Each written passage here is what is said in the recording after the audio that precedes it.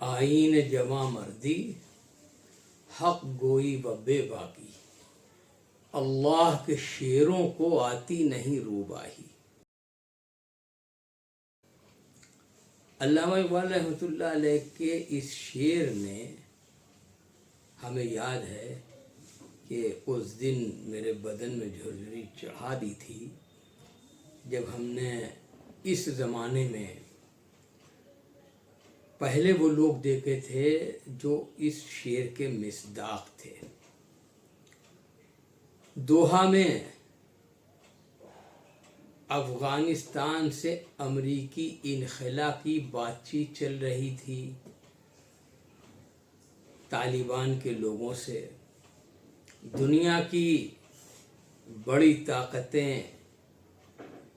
قطر کے توسط سے طالبان سے بات چیت کر رہی تھیں اور ہم اس کو ٹی وی پہ دیکھ رہے تھے۔ ایک وقت ایسا آتا ہے کہ نماز کا وقت ہو جاتا ہے اور جتنے بھی طالبان کے لوگ بیٹھے تھے اسی وقت اٹھتے ہیں وہ اور اپنی چادریں بچھا کے نماز پڑھنے لگتے ہیں۔ تو پورے بدن کے رونگٹے کھڑے ہو گئے سین کو دیکھ کے کہ اگر واقعی مسلمان اسی طرح کے کردار میں ہو کہ اس کو کسی کی طاقت، کسی کی وجاہت متاثر نہ کر سکے تو پھر ایسے ہی لوگوں کو کامیابی ملتی ہے۔ اور اس دن میں نے یہ بات کہی تھی لوگوں سے کہ یہ وہ لوگ نہیں ہیں جو ناکام ہو جائیں۔ پھر ساری دنیا نے وہ منظر بھی دیکھا کہ کس طرح سے وہ لوگ جو 20 سال تک امریکہ کوشش کرتا رہا جن کو، اور کتنی شہادتیں انہوں نے قبول کر لیں، لیکن جذبہ شہادت نہیں ختم ہوا اور آخر احساس ہوا امریکہ کو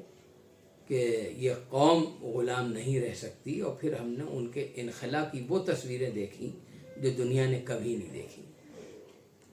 پیدل بھاگتے ہوئے دیکھا گیا، کاروں سے بھاگتے ہوئے دیکھا گیا، لیکن جہاز سے بھاگتے ہوئے لوگ اس جہاز پہ چڑھ جانا چاہتے تھے۔ اور اس کے بعد پھر جو طالبان مکی انداز میں ان منافقین کے محلوں میں داخل ہوئے جو طالبان کے کتنی افغانی عوام کے قاتل تھے، اور اس شان و شوکت کے ساتھ کہ اذا جاء نصر اللہ والفتح ورأیت الناس یدخلون فی دین اللہ افواجا، ان آیات کے ساتھ وہ ان محلوں میں داخل ہوئے انتہائی عاجزی سے، تواضع سے، انکساری سے۔ کوئی بڑبولا پن نہیں تھا، کوئی رعونت نہیں تھی، کوئی تکبر نہیں تھا، اور اسی کے ساتھ یہ احساس اور زیادہ ہو رہا تھا کہ اللہ کی مدد ان کے ساتھ شامل ہے۔ آج اس کامیابی کے بعد جو افغان حکومت جس کو دنیا طالبان کے نام سے ہی جانتی ہے، اس حکومت کی آج دوسری بڑی کامیابی ہے۔ وہ دوسری بڑی کامیابی یہ ہے کہ جب دشمن دوست ہو جائے، یہ دشمن بھی قائل ہو جائے تو وہ بڑی کامیابی ہوتی ہے۔ طالبان کو پوری دنیا نے اچھی نگاہ سے نہیں دیکھا، اور ہمارا ملک کا میڈیا بھی اس میں شامل رہا، اور ہمیشہ اس نے آتنکواد کو طالبان کے نام سے تعبیر کیا۔ اور جب طالبان فاتح انداز میں افغانستان میں داخل ہوئے تو پوری دنیا کے جو خدشات و اندیشے تھے اس میں بھارت بھی تھا کہ اب جو ہے آتنکواد کو اور زیادہ فروغ ملے گا افغانستان کی دھرتی سے۔ اور یہی سارے خدشات امریکہ کو تھے، یہی سارے خدشات جو تھے چائنا کو تھے، رشیا کو تھے، یورپ کو تھے کہ افغانستان کی یہ حکومت جو ہے یہ اس سے جو ہے دہشت گردی بڑھے گی۔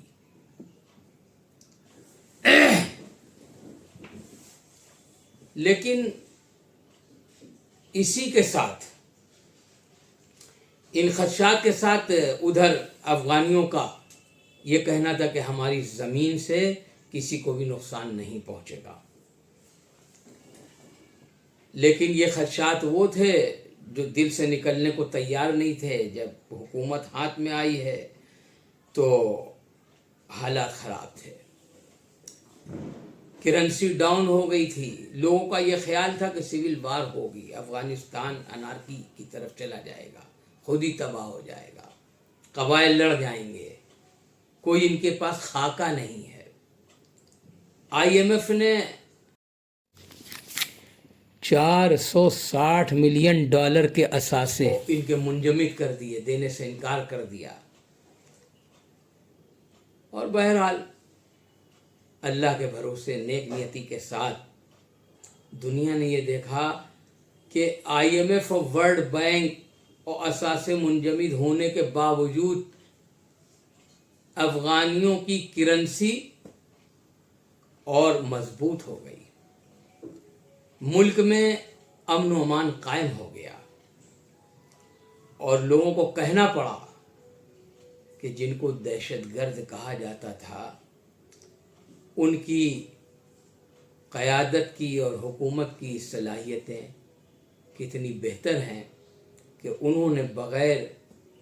کسی سپورٹ کے، کہ دنیا کو آئی ایم ایف اور ورلڈ بینک کا سپورٹ نہ حاصل ہو ممالک کو،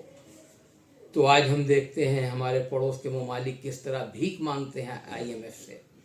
اور بھیک مانگتے ہیں اپنے موقف کی کاسٹ پہ، اپنے نظریے کی کاسٹ پہ، لیکن طالبان نے دکھایا کہ ہم اپنے لیے کافی ہیں۔ نظریہ دنیا کا طالبان کے لیے بدلا ہے، اور جب یہ نظریہ بدلا تو بھارت جیسا ملک بھی، جس نے ابھی حکومت کو تو تسلیم نہیں کیا لیکن ان کی صلاحیتوں کو تسلیم کر لیا، اور اس کے بعد اپنے یہاں مہمان بنایا، اور آج جو یہاں ہمارے جو منسٹر ان کے آئے ہوئے ہیں افغانستان کے وزیر خارجہ، اس کے بعد وہی سادہ انداز، وہ یہاں پہ آئے، یہاں سے انہوں نے اپنی عقیدت کا اظہار کیا دارالعلوم دیوبند سے، اور یہ میسج دیا کہ ہماری زندگی جو نظر آ رہی ہے وہ دارالعلوم دیوبند کی مرہون منت ہے کہ ان تعلیمات کا اثر ہم لوگوں پہ ہے، ہمارے بزرگوں نے یہیں سے تعلیم حاصل کی، اور یہیں سے تعلیم کا یہ اثر ہے کہ آج ہم اپنا ملک جو ہے امن و امان کے ساتھ چلا رہے ہیں، اور پوری دنیا کو یہ بتا رہے ہیں کہ کسی کو بھی ہمارے ملک سے خطرہ نہیں ہے۔ وزیر خارجہ متقی صاحب نے بات کہی بھی کہ کوئی بتائے ہمیں، آج یہ بات جو ملک میں ہو رہی ہے کہ طالبان نے منع کر دیا، اور وہاں پہ جو ہے کوئی بھی پریس میں کوئی خاتون نہیں تھیں، تو اس میں طالبان نے منع کیا۔ ہمارے سورس تو یہ نہیں بتاتے ہیں، ہمارے ذرائع سے تو ہمیں یہ پتہ چلا ہے کہ طالبان نے ایسا کچھ نہیں کیا، کچھ منع نہیں کیا، اور طالبان نے اگر منع کیا تھا پریس والوں کو تو آپ کے ڈیلیگیشن کو تو نہیں منع کیا تھا جس میں کوئی بھی خاتون نہیں تھی، آپ اپنے ڈیلیگیشن میں خاتون کو بیٹھال سکتے تھے، لیکن بہرحال وہ دیوبند بھی گئے، کھل کے انہوں نے دیوبند کے بارے میں اپنے خیالات کا اظہار کیا، دیوبند میں وہ گئے اور وہاں پہ انہوں نے درس احادیث کی اجازت لی اور دستار بندی ان کی ہوئی۔ یہ سب روح فرسا منظر ہم نے دیکھے ہیں کہ جب آدمی اپنے نظریے و آخرت کے استحضار کے ساتھ چلتا ہے تو اللہ اس کو عزت دیتا، اس کے ذریعے سے لوگوں کو عزت دیتا ہے، اس کے ذریعے سے اداروں کو عزت دیتا ہے۔ آج جو لوگ دیوبند پہ اور اس کو اچھی نگاہ سے نہیں دیکھتے تھے، آج ان کو دیوبند کے اندر متقی صاحب کو لے جانا پڑا پورے پروٹوکال کے ساتھ، اور ان کی تقاریر نشر ہو رہی ہیں، لائیو سب دکھایا جا رہا ہے، تو یہ ایک بڑی کامیابی ہے افغان حکومت کی۔ अफगान हुकूमत ने ये बताया है कि हमारे खिलाफ प्रोपेगेंडा था। न हम कल दहशतगर्द थे, न हम आज दहशतगर्द हैं, बल्कि हमारे मुल्क पे जिन लोगों ने कब्ज़ा किया था हम उनके खिलाफ लड़ रहे थे और उस जंग को हमने जीत लिया है। और हम सबसे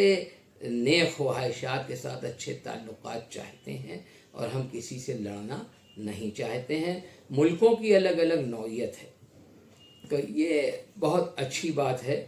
इसमें बहुत ही पॉजिटिव पॉइंट हैं। और ये दारुल उलूम देवबंद से जो अक़ीदत है अफ़गानी सरकार की और तालिबानी हुकूमत की, ये एक हिंदुस्तान और अफ़गानिस्तान के गहरे रिश्तों को बनवाने में एक ब्रिज का काम कर सकती है, पुल का काम कर सकती है। चूँकि वो बता गए हैं कि उनकी गहरी अक़ीदत है दारुल उलूम देवबंद से, तो हमारा मुल्क जो कुछ अचीव करना चाहता है अफ़गानिस्तान से, देवबंद उसमें एक पुल का काम कर सकता है। बस एक शिकवा ज़रूर होता है, ये जो हमारे मुल्क में लोग नफ़रतों का बाज़ार गर्म करते हैं, उनको सोचना चाहिए कि जब वो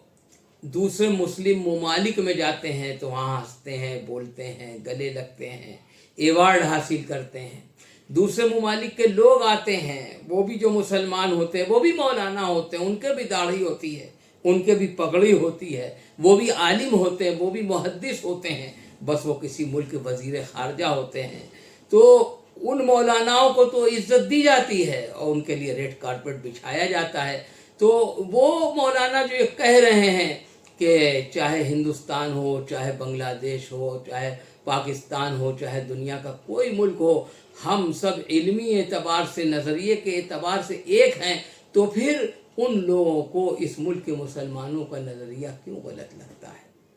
उनकी इज़्ज़त के दर पे हर वक्त हम क्यों रहते हैं कि एक तरफ तो एक जो मौलाना अफ़गानिस्तान से आते हैं उनके लिए रेड कारपेट बिछाते हैं और दूसरी तरफ हमारे वज़ीर आला साहब कहते हैं कि मौलाना भूल गया था कि शासन किसका है। इससे तकलीफ़ होती है